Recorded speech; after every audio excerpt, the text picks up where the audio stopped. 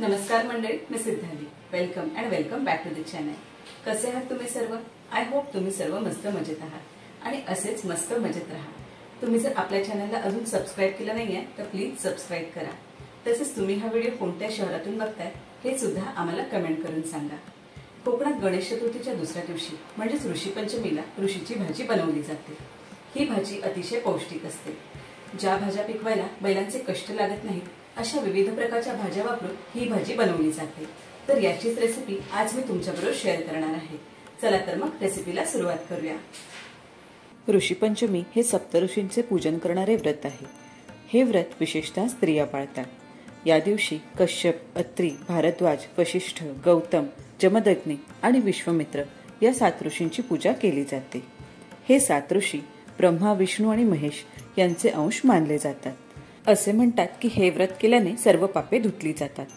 या दिवशी सप्तऋषींबरोबरच देवी अरुंधतीची सुद्धा पूजा केली जाते. सर्वात आधी अळूची पाने स्वच्छ धुवून पुसून घेऊया. त्यानंतर ती अशा प्रकारे बारीक चिरून घ्यायची आहे.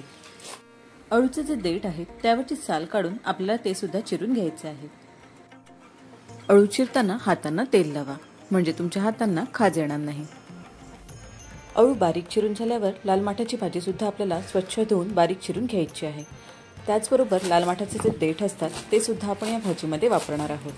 ते सुद्धा आपल्याला चिरून घ्यायचे आहे.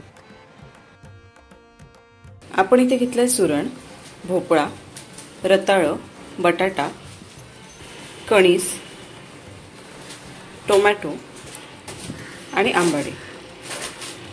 त्यानंतर घेतल्यात हिरव्या मिरच्या. तर आज ऋषीची भाजी आपण कुकरमध्ये बनवणार आहोत. ज्या स्त्रिया नोकरी करतात, ज्यांना आवड आहे पण वेळ नाहीये, अशा स्त्रियांसाठी हा एक उत्तम पर्याय आहे. आता आपला कुकर गरम झालाय. यामध्ये आपण तेल घालूया. मी इथे 3 टीस्पून तेल वापरलं आहे. तेल गरम झाल्यावर आपण यामध्ये भाज्या घालूया.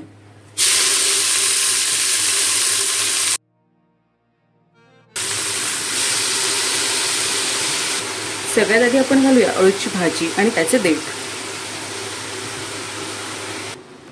अळूची भाजी घालून झाल्यावर यामध्ये आपण लाल माठ आणि त्याचे देठ घालूया. या भाज्या आता आपल्याला तेलावर परतवून घ्यायच्या आहेत.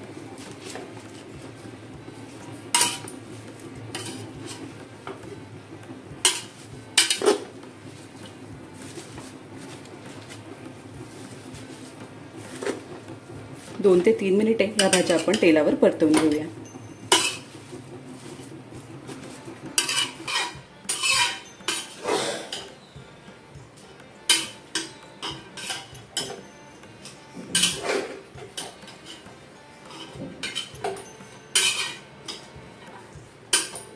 आता आपल्या या भाज्या आहेत ना ते मऊ पडले. आता आपण बाकीच्या भाज्या यामध्ये घालूया. आता आपण यामध्ये घालूया भोपळा,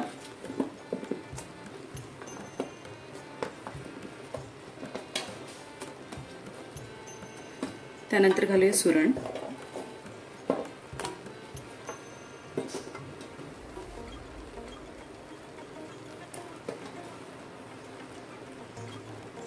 आंबाडे घालूया. तुमच्याकडे जर आंबाडे नसतील तर तुम्ही याऐवजी चिंच सुद्धा घालू शकता. त्यानंतर घालूया रताळं. रताळं स्वच्छ धुवून त्यावरची साल काढून घेतली आहे. बटाटा,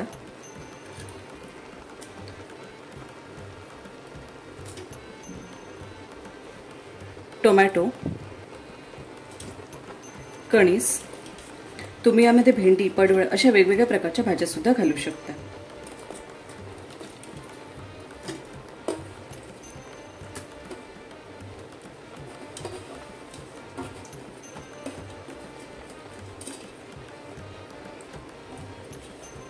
त्यानंतर घालूया हिरव्या मिरच्या. हिरव्या मिरच्यांना मधून उभी चीर मारून घेतली आहे.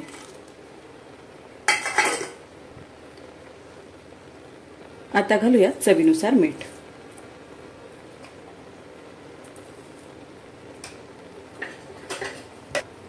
हे सर्व आता आपल्याला एकजीव करून घ्यायचं आहे.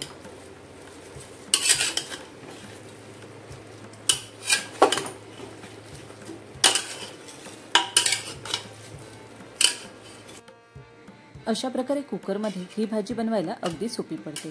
फक्त यामध्ये घालायच्या भाज्या जमवायला थोडी मेहनत घ्यावी लागते. या भाजीमध्ये सर्वात जास्त प्रमाणात अळूची भाजी वापरली जाते. जेव्हा ही भाजी पारंपरिक पद्धतीने बनवली जाते तेव्हा यामध्ये तेलाचा आणि मिठाचा वापर केला जात नाही. सगळ्यात शेवटी आपण यामध्ये घालूया पाणी.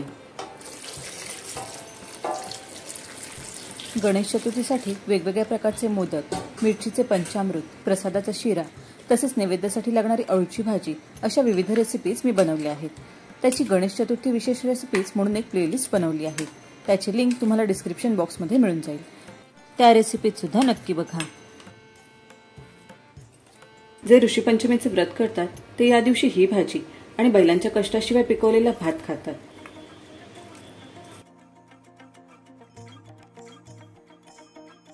आता 5 ते 6 शिट्या येईपर्यंत आपण ही भाजी शिजवून घेणार आहोत आणि गॅसचा फ्लेम मी इथे हाय ठेवणार आहे.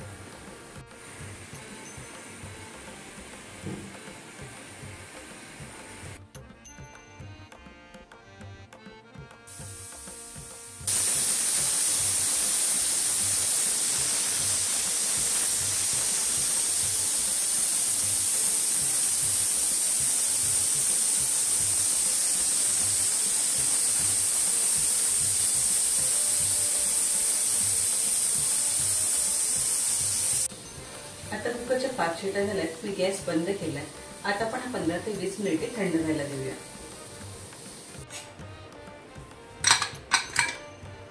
आता आपला कुकर पूर्णपणे थंड झालाय. आपण हा उघडून बघूया.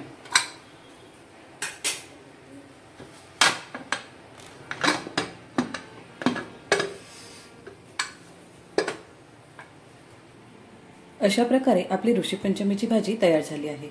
आता आपण ही सर्व करूया.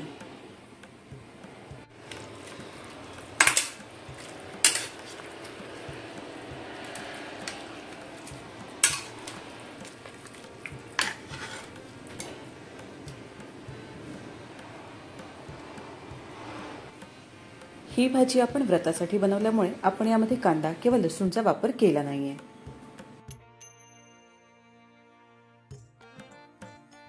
अतिशय पौष्टिक अशी ऋषीची भाजी तयार झाली आहे. या ऋषीपंचमीला अशा प्रकारे ऋषीची भाजी नक्की बनवून बघा. रेसिपी आवडली असेल तर व्हिडिओ लाईक करा. तसेच तुमच्या फ्रेंड्स आणि फॅमिली बरोबर शेअर सुद्धा करा. तुम्हा सर्वांना गणेश चतुर्थीच्या हार्दिक शुभेच्छा. धन्यवाद.